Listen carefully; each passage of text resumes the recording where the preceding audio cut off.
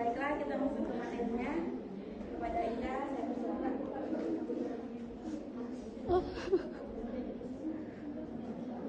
Pertama-tama kita akan membahas tentang definisi Tuhan dan ketuhanan.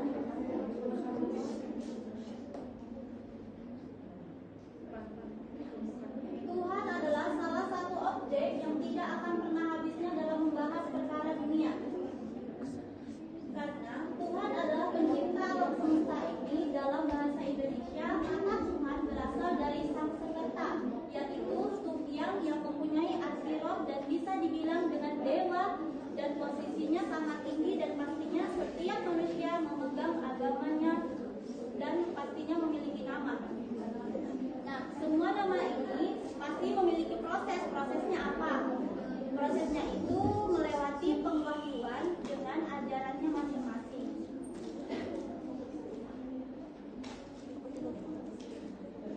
Pengertian ketuhanan. Konsep ketuhanan adalah suatu hal yang gaib. Konsep paling awal adalah animisme dan dinamisme. Yang seiring waktu terbentuklah kolegisme yang mempercaya bahwa Tuhan tidak tunggal. Lalu berkembang lagi menjadi monotisme yang mengatakan bahwa Tuhan adalah Tuhan suatu yang Maha Esa.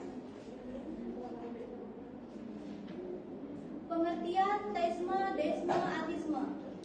Pertama, ateisme, aliran kepercayaan di mana Allah dan segala isinya mempercayai bahwa Tuhanlah yang menciptakan dan memelihara serta memudahkan segala urusannya manusia. Yang kedua, deisme.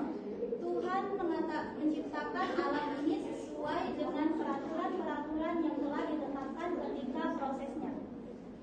Yang ketiga, ateisme.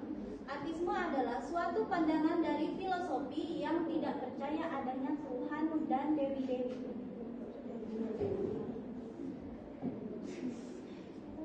Saya kembalikan ke moderator. Baiklah, materinya akan dibacakan oleh Nadia. Ya, sebentar sebelum membaca, cara membacanya diperbaiki. Teisme, deisme, kemudian itu bukan ateisme, ya. Deisme, teisme, ateisme. Dan langsung disambung. Menurutnya para filosofi, Santoso Agustinus, beliau mengatakan bahwa Tuhan didefinisikan dari sifat-sifatnya, Maha Tuhan Maha. Thomas Aquinas mengatakan bahwa manusia bisa menemukan Tuhan lewat 5 cara, yaitu gerak, sebab akibat, keniscayaan, pembuktian, penyelenggaraan. Descartes, Tuhan adalah zat terbatas dan abadi serta tidak berubah dan mandiri. Maha Tuhan dan omnipotensi,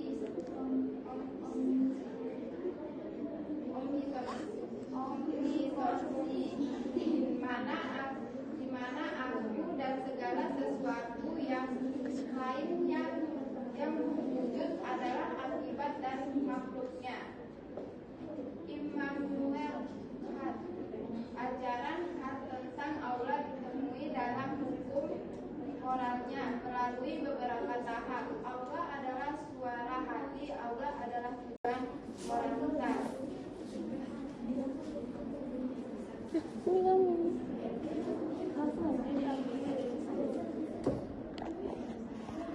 Menurut para filosofi, Hegel, ajaran yang terkenal dari Hegel adalah diartikan di mana ada dua hal berbeda, bahkan kontrak, yang bertemu dan bentuk hal baru. Exclaimer adalah penganut namun bagiannya Allah lebih baik tidak ditelusuri dengan metafisika belakang.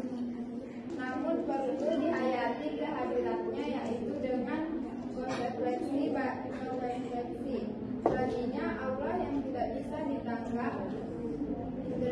Intelektuali tidak bisa juga dilacak dengan rasio murni. Perbedaan aliran Tuhan ketuhanan dalam teisme Tuhan adalah zat yang personal yang menciptakan alam. Maka Tuhan dengan alam tidak sama, sebab Tuhan adalah ciptaan dan alam adalah hasil ciptaannya. Mengenai diri sendiri, hakikatnya adalah membuktikan eksistensi Allah yang mengetahui adanya Allah. Berikut bukti eksistensi Tuhan. Dapat dilakukan melalui 4 metode, yaitu argumen ontologis, argumen kosmologis, argumen teleologis, argumen moral.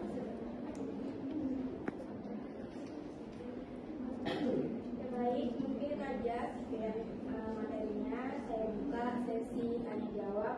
Pada kelompok lain yang ingin bertanya, silakan.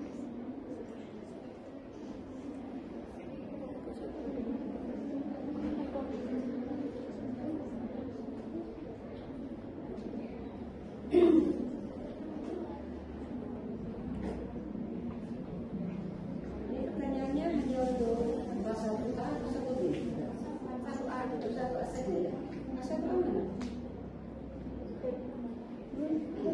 Ini yang lainnya. Assalamualaikum warahmatullahi wabarakatuh. Waalaikumsalam warahmatullahi wabarakatuh. Perkenalkan, saya Dr. Ibrahim. Saya mewakilkan kelompok 2. Jelaskan pengertian ketuhanan menurut Hegel dalam kehidupan sehari-hari.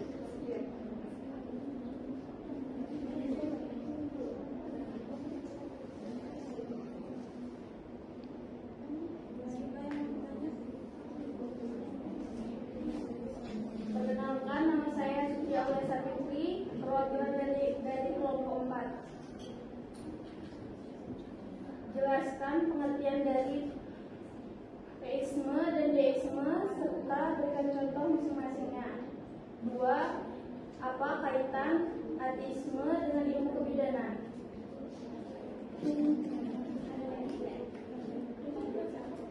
Assalamualaikum warahmatullahi wabarakatuh. Waalaikumsalam warahmatullahi wabarakatuh. Perkenalkan, nama saya Suci Suhaimi, perwakilan dari kelompok 5, ingin mengajukan pertanyaan. Mengapa kepercayaan analisme masih ada sampai sekarang? Yang kedua, bagaimana munculnya kepercayaan dinamisme dan analisme? Sekian dan terima kasih.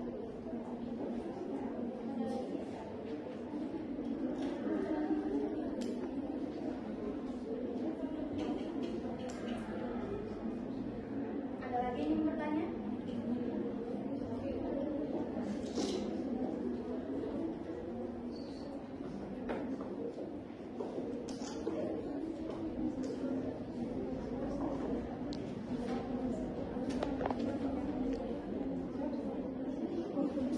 Ya, saya akan menjawab pertanyaan dari anggota juga. Soalnya jelaskan pengertian ketuhanan menurut Hegel dan berikan contohnya.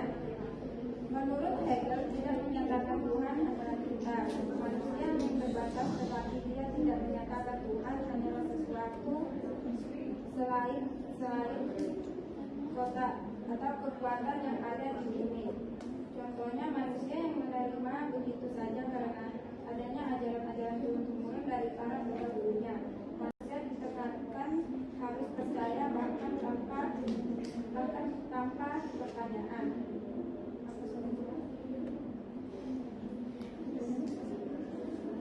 Saya akan menjawab pertanyaan dari kelompok 4. Pengertian teisme dan deisme, dan berikan contohnya. Dan yang kedua, apa hubungan ateisme dengan kebidanan? Saya akan menjawabnya. Pengertian teisme adalah suatu kepercayaan terhadap keberadaan Tuhan atau dewa-dewi, atau jika diagma Islam adalah para rasul. Contohnya, terkadang manusia yang takut adanya kematian, tetapi jika manusia itu percaya dengan adanya Tuhan, pasti manusia itu tidak akan takut adanya kematian, karena mungkin dia percaya bahwa Tuhan mempunyai jalan yang lebih baik. Yang kedua, pengertian deisme adalah suatu kepercayaan secara filosofi yang mengatakan bahwa Tuhan adalah penyebab dari segala sesuatu. Contohnya, penganut deisme mempercayai Tuhan tetapi tidak dibantu oleh agama, sedangkan yang paling penting adalah agama. Kenapa? Karena jika tidak ada agama, manusia akan semeraut, akan berbuat jahat. Maka dari itu kita perlu norma-norma hukum dan pengaturan-pengaturan agama. Yang kedua, apa hubungan ateisme dengan kebidanan? Dalam profesi bidan, kita pasti punya pekerjaan itu sangat padat. Tetapi kita harus membiasakan, walaupun kerjaan kita padat, kita harus membiasakan diri dengan sholat 5 waktu. Nah, ketika kita tidak bisa sholat 5 waktu, kita sudah berada di lautannya ateisme. Nah, di sini terkadang ketika kita sholat pun kita selalu melupakan Tuhan. Maka dari itu, secapek-capeknya kita tidak boleh melupakan sholat 5 waktu. Apakah saya mengerti?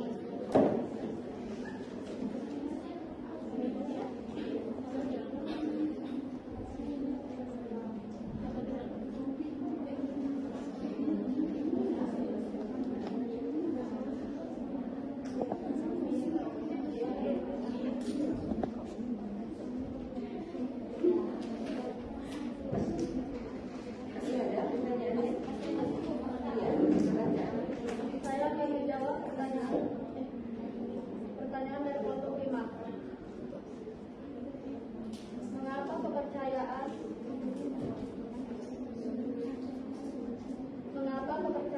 animisme masih ada sampai sekarang? Karena pengaruh nenek moyang, mengikuti arus takut mendapatkan bala. Bagaimana munculnya kepercayaan dinamisme dan animisme? Dinamisme karena rasa ketergantungan masyarakat terhadap kekuatan lain di luar dirinya, sedangkan animisme karena pengaruh kepercayaan bahwa roh dapat memberi manfaat kepada kehidupan manusia atau pertolongan.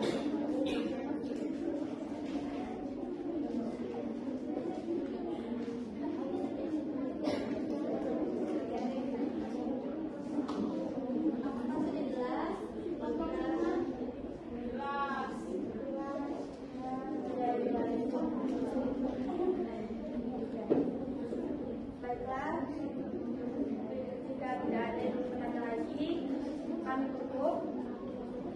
Terima kasih atas perhatiannya. Kami ucapkan mohon maaf bila ada salah kata. Sekian, terima kasih dari kelompok kami. Wassalamualaikum warahmatullahi wabarakatuh. Waalaikumsalam warahmatullahi wabarakatuh. Ya, dari beberapa pertanyaan tadi, ya sebenarnya dari awal Ibu sebenarnya tidak ngeh dengan naskah makalah ini. Kenapa katakan tidak ngeh? Kenapa kita harus mengkaji pemikiran-pemikiran barat yang jelas sudah sangat bertolak dengan pemikiran Islam? Sebaiknya kalau ingin mengkaji aliran-aliran yang membicarakan tentang ketuhanan, kita cari yang aliran dalam Islam banyak sekali.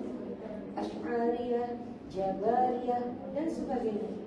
Itu yang lebih relevan sebenarnya ya. Jadi Ibu minta khusus nanti kelompok ini ya, Ibu minta udah walaupun itu ada di RPS Fitness, tapi karena ini kita berbicara tentang agama Islam, Ibu minta itu diganti saja. Ganti dengan aliran ketuhanan dalam agama Islam. Silakan cari itu ya. Nah, itu tadi agak sebenarnya agak lucu, bukan lucu. Ibu pikir pertama lucu, tapi ternyata benar juga. Pertanyaan siapa tadi? Mbak siapa? Apa tadi? Apa hubungan antara ateisme dengan kebidanan? Karena ateisme itu apa? Kepercayaan tidak mempercayai Tuhan. Sebenarnya tidak ada hubungannya. Ya. Cuma dalam aplikasinya, ya. Saking sibuknya Anda nanti kalau sudah terjun di lapangan atau juga berprofesi sebagai bidan, dengarkan dulu, itu kalian akan mengalami dilema. Dilemanya apa? Ini sudah waktu masuk sholat, sementara Anda masih menolong pasien. Ya. Dia tidak melakukan sholat pada waktu itu, padahal ada perintah as-sholatu ala waqtiha. Sholatlah kamu pada waktunya. Time sholat asar, udah sholat. Seperti kalian kita tring bunyi HP langsung angkat, enak banget kan? Kenapa ketika Allah meng-HP Anda, kok Anda tidak langsung bergerak? Ya, coba logikanya kan? HP berbunyi, wah cepat kita. Bahkan ketika sholat aja HP bunyi, udah ini siapa nih yang mungkin ini ya ini, oh terganggu sholat kita. Kenapa ketika azan memanggil, sama kan analog kan dengan bunyi HP, kok kita tidak cepat bergerak? Ini waktunya sholat. Ya, tapi kok kita kan dalam keadaan menolong orang benar. Nah, itulah hebatnya Islam. Islam itu,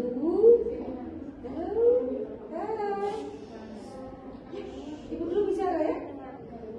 Nanti kalian, puasin aja dulu suruh pulang. Gantian deh. Kalau sama-sama bicara kan bentrok nanti. Jadi begini, ngapain kan?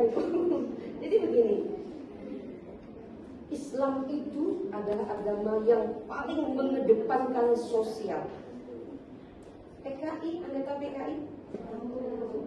Dia bukan dirinya adalah organisasi yang paling sosial. Bahkan dia punya simbol yang sama rata, sama rasa. Dia ingin bahkan orang kaya nanti nggak ada, harus hartanya dibagi. Enak aja yang nyari siapa? Islam tidak seperti itu. Islam memang mengedepankan sosial, tapi bagaimana bentuknya? Contoh real, misalnya Anda sedang sholat, apalagi kalau di di kamar ya, kalian ngekos kan ya, banyak ya. Berapa orang yang memasang tangan? Iya banyak ya. Berapa sih ukuran kos itu, ya kan? Dan kadang-kadang Anda sholatnya di depan pas di depan pintu kan? Nah, ada teman, ini sholat ya, Anda ini sholat ya. Sholat harus khusyuk nggak? Bisa khusyuk nggak? Benar, bisa khusyuk? Bisa. Terus diasah untuk bisa khusyuk. Kadang kita khusyuk pada rakaat pertama, rakaat kedua udah diganggu setan. Rakaat ketiga balik lagi khusyuk. Allah tahu kita.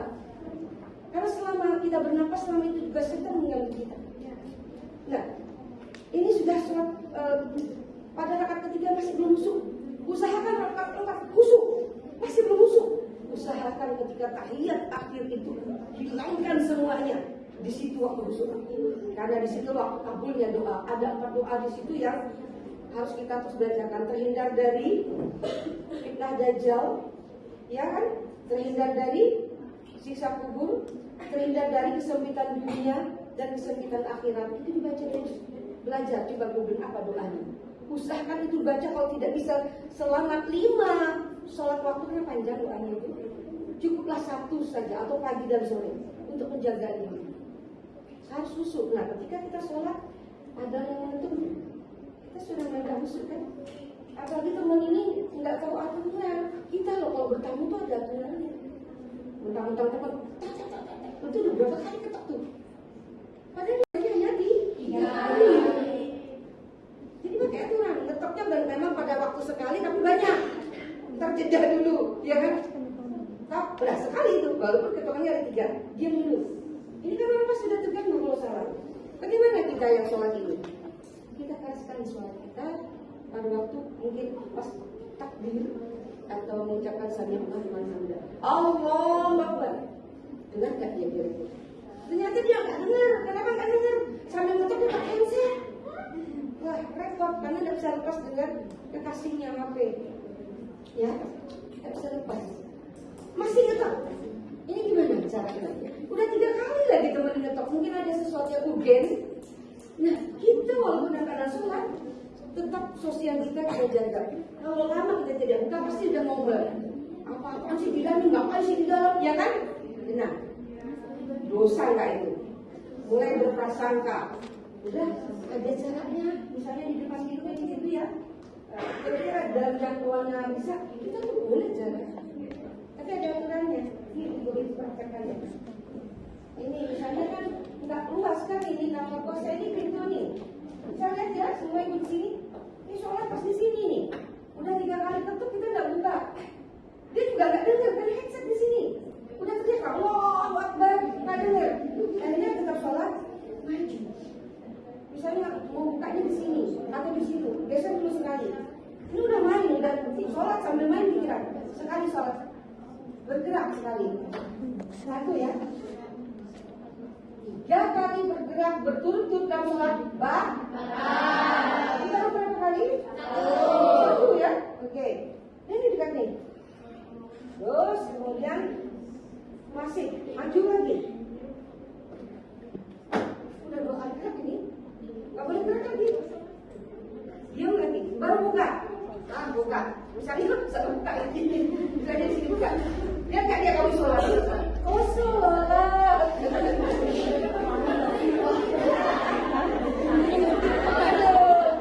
gak punya orang kupingnya ketutupan sama headset, ya kan? Kalau mundurnya gimana, Bu? Gak usah mundur lagi, lanjutin aja sholat. Masa aja mendobrak kamu? Misalnya enggak, misalnya jangan lepas juga kan?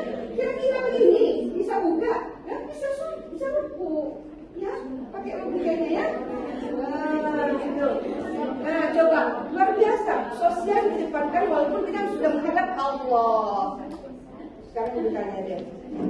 Ini nyambung-nyambung aja nih. Ketika kita sholat, ketika membaca Al-Quran itu hukumnya apa?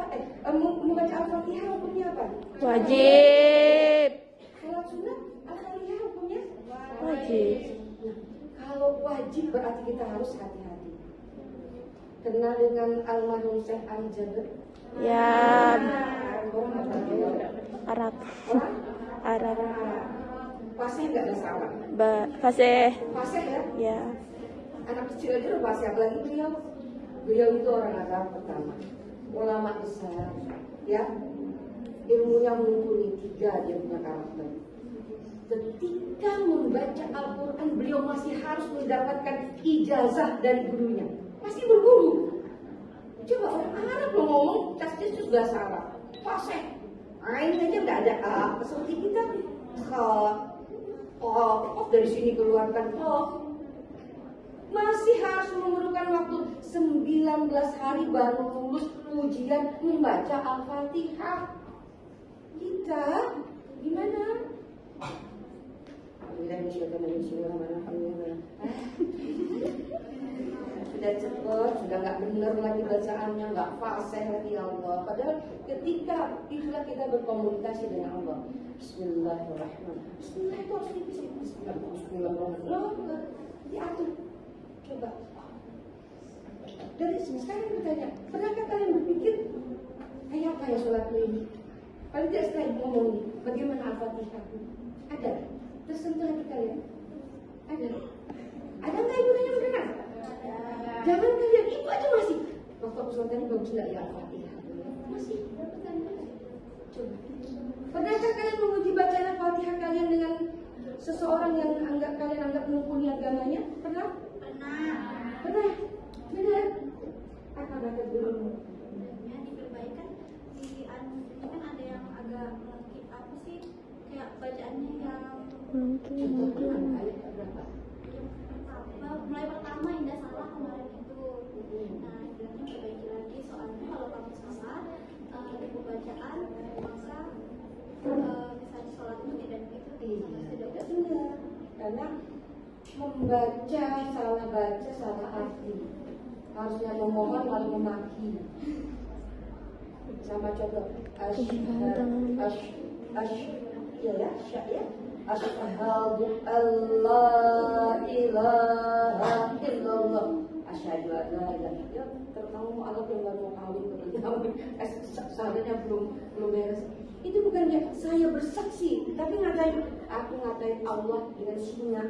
Coba asyhadu itu singa, sementara asyhadu itu aku Jauh artinya kan?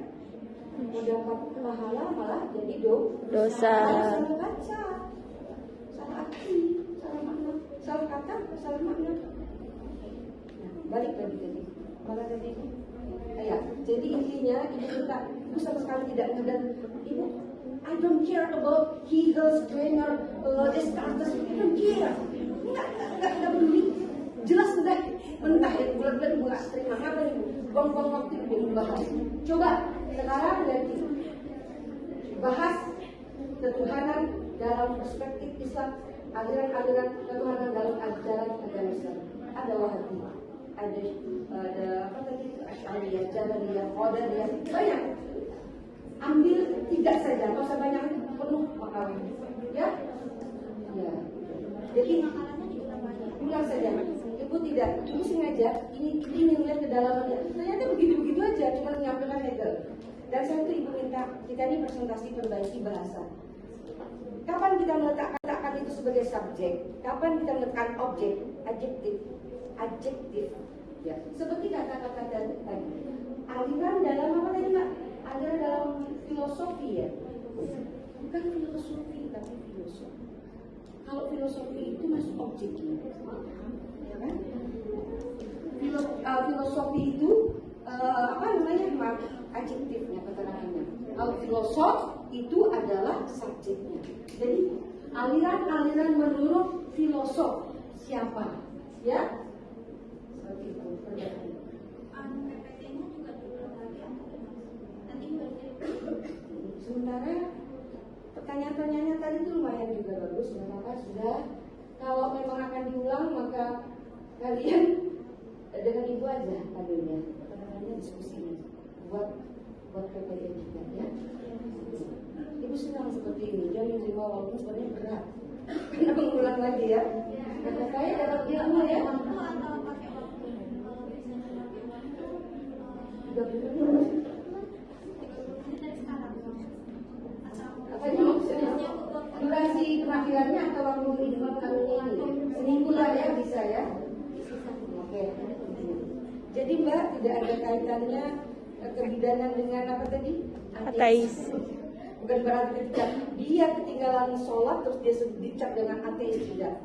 Tapi memang kalau laki-laki 3 kali berturut-turut tanpa ada halangan tidak sholat Jumat, kafir juga bukan berarti dia tidak ateis ya. Kafir itu jangan ingkar ya.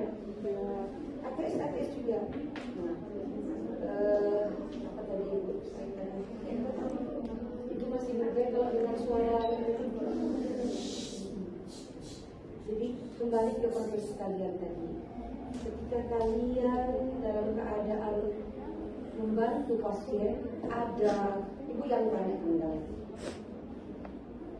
Waktu azan atau waktu bermasuk, apa yang harus kalian lakukan? Ibu, ini pertanyaannya kepada kalian semua. Kalian sedang menolong pasien, apalagi sudah melahirkan, dan pembukaan apa kalau mereka? Udah diambang pintu tuh dia bang bayinya. Azan, aduh aku sholat. Kira-kira apa yang kalian lakukan? Menolong istighfar dulu. Astagfirullah, aku sholat. Ya Allah, aku belum bisa sholat. Curhat dengan Allah, itu dilakukan. Ya Allah, ampuni aku belum bisa sholat tepat pada waktunya karena saat ini aku menolong hamba-Mu yang memberikan bantuan. Luar biasa. Ternyata ini pasien ini bermasalah. Sampai berikutnya ini tadi zuhur ya. Zuhur dengan asar kan dekat aja ya, sekitar 2-3 jam. Masih belum beres ini. Kita masih bakal belepotan darah malah apa ya? Masuk lagi waktu asar. Zuhur belum terkerjakan. Gimana? Apa yang harus kalian lakukan? Kodok. Carilah celah kira-kira ini 5 menit lagi waktu asar. Cepat. Jangan sampai ini kodok saja. Cuma masuk masih ada waktu walaupun ini 2 menit. Cepat bersihkan badan, sholat zuhur. Walaupun azan lanjutkan sholat zuhur, baru setelah itu asar. Masih belum bisa juga, ya terpaksa harus kodok. Jangan ditinggal. Jangan ditinggal. Nah sama ketika kalian mau mau studi saja, belajar, jadi mau berwudu di rumah. Usahakan jangan pas wudu, apalagi kalau mau tidur. Wudu itu yang menjaga kalian. Insya Allah dalam keadaan kalau malaikat mencabut kamu dalam keadaan husnul khotimah. Itu yang ini banyak unknown number. Jadi kita azan, ini dalam azan ini kita berhenti. Ya. Ada azan jangan ngomong. Gimana pun ketika azan kita juga puasa, makan boleh asal dia ngomong. Karena kan harus kita buka puasa. Jangan ngomong. Ikuti semua apa yang disebut oleh muadzin. Paham ya? Pernah mengikuti? Enggak. Sekarang mulai baca. Kalau kalian biasa orang azan, terus kalian juga ngomong, itu berarti kalian tidak menghargai muadzin memanggil, dan itu biasa melemahkan iman kita. Nauzubillah. Tapi ketika kalian mendengar azan, kalian ikuti, itu insya Allah iman akan bertambah. Betapa indah, betapa masih diberi kesempatan hidup oleh Allah, itu nikmati terus. Nah, ketika dalam perjalanan ini sudah sholat, kita pun kada perlu sholatlah di dalam kendaraan ini. Sholat, jangan nunggu ada masjid. Gimana bu anunya, apa namanya, kiblatnya kita kan nggak tahu ini, kan kita punya HP, ada kompas kan? Nah, ketika kita duduk pas menghadap gini, ada kompas pas menghadap kiblat, sudahlah Allah. Kalau merasa nanti, ya Allah tadi sholat itu kayaknya kan deh kurang deh, karena aku sholat duduk sampai di tujuan mau sholat tadi, aku Allah nggak tahu. Tapi yang penting kita menghormati waktu sholat datang, as-sholat ada waktu. Suami ibu sering marah, kadang-kadang ibu pas azan, ibu lagi boleh setengah masih, udah tinggalkan, balik dulu, ya. Betapa ketika kita menjaga sholat, Allah akan menjaga seluruh apa yang kita hazardkan. Ada saja jalan-jalan kemudahan. Ibu pernah dapat sebuah cerita yang sampai sekarang paling ingat, ibu menangis. Ada seorang, dengarkan ibu, ini sebagai iktibar pembelajaran. Ada seorang tukang lah ya. Dia sudah sampai di puncaknya menara. Tinggal satu bata saja yang akan dipasang. Kalau dia turun lagi, kira-kira puluhan bata. Ada tinggal satu bata yang akan dipasang. Azan bergema, dia tinggalkan satu bata itu turun untuk sholat. Teman-temannya, aduh kamu aneh pikiranmu. Tinggal masang aja berapa detik sih itu. Kok turun lagi, nanti habis sholat kamu naik lagi, capeknya. Apa katanya, nggak apa-apa aku capek dan ketinggalan sholat. Karena belum tentu, aku yakin aku masih hidup ketika memasang batu terakhir itu. Itu kalau direnungkan, ya Allah, Masya Allah. Tinggal satu bata yang dipasang, terus waktunya yang jauh ke bawah turun, dia tinggalkan hanya untuk menghadap. Anda katanya, aku takut, aku tidak tahu apakah ketika aku memasang batu terakhir ini, aku masih hidup, katanya. Ibu merinding, menangis ibu sampai sekarang. Benar, wajahnya ya Allah. Kadang itu memacu ibu. Ketika ibu sedang ngasih alam ibu, itu tukang batu. Jadi kita sendiri yang mengingatkan. Itu tukang batu aja rela turun bermeter-meter puluhan meter hanya untuk sholat. Nanti naik lagi. Tinggal kita loh, ikan tinggal dibalik aja, ditinggal. Itu kadang mengingatkan kita. Nah ibu, apa ikhlas dibalik ini? Tolonglah banyak-banyak membaca iktibar-iktibar yang seperti itu untuk mengingatkan kita. HP banyak yang bagus di sini. Ingat, HP ini adalah alat untuk menghancurkan umat Islam sebenarnya. Ya, Yahudi dan Cina itu marah anak-anaknya pegang HP, nggak ada yang pegang HP. Mereka sekarang pegang busur, tahu busur? Dan mereka latihan panah, berkuda, latihan panah itu sunnah Rasulullah. Umat Islam tidak melakukan, anak-anak kita tidak melakukan. Mereka melakukan karena tahu pada saatnya ada perang yang tidak memakai alat canggih, masih kembali ke zaman dulu, pakai pedang dan kuda. Mereka lakukan. Anak-anak kita membuka itu semua, tidak melakukan itu, tapi HP yang dipegang. Nah sekarang jadikan HP itu sebagai bumerang. Tapi itu bumerang. Tahu nggak ada bumerang? Ketika dilempar dia balik kan? Dia balik kepada yang melempar. Seperti itu maksud ibu. Jadikan HP ini sebagai bumerang. Yang beli, yang memberikan kita alat ini, balikan ke dia. Kita ambil manfaatnya. Sama seperti tadi, banyak itibar di dalam HP itu ada caption ya, ya kan? Ibu juga sering membuat sabar tak bertepi. Nah itu kan orang akan berpikir maksudnya apa nih? Syukur tiada, melangkah hati-hati, ya kan? Setiap jalan yang dituju. Cantik kan kata-katanya? Itu kalau direnungi luar biasa. Nah, tolong yang begitu-begitu yang kalian upload, yang kalian post, jangan yang macam-macam. Tentang selingkuh itu dosanya kalau ada orang pakai itu, kalian kena itu. Ya? Ternyata bener loh.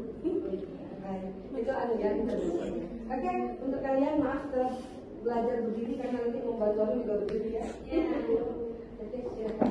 Jadi nanti konsulnya sama. Silakan lanjut. Ini materi terakhir jadi kita agak lama-lama deh. Masih rindu sama